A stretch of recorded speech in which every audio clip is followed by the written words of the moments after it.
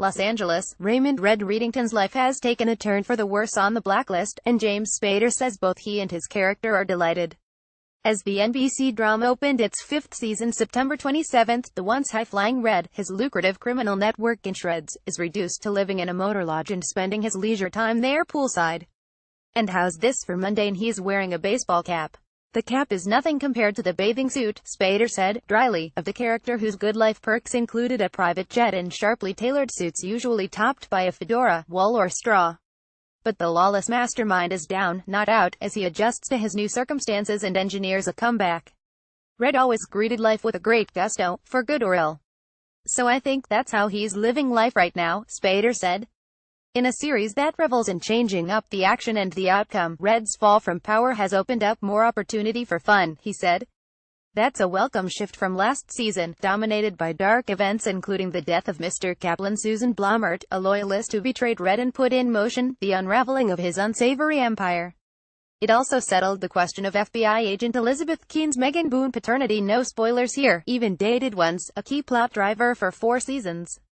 In his initial offer to the FBI to help track down the world's most dangerous criminals, aka the Blacklist, Reddington insisted, without explanation, that he work with Keene.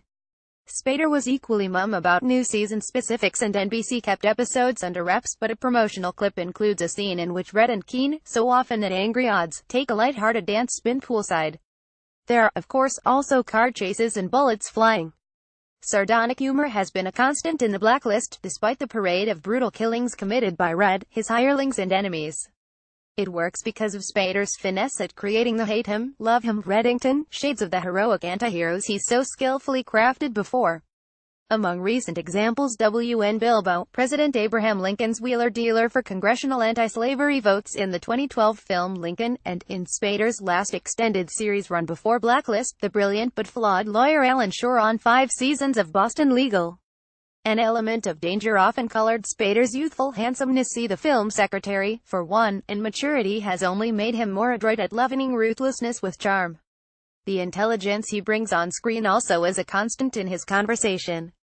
I like playing bad guys you'd like to spend time with, or good guys that are complicated enough to keep your attention, he said.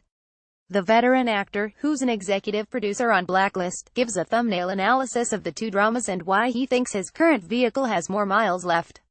Boston Legal had a formula in which the numbers kept changing, but it had an equation, he said.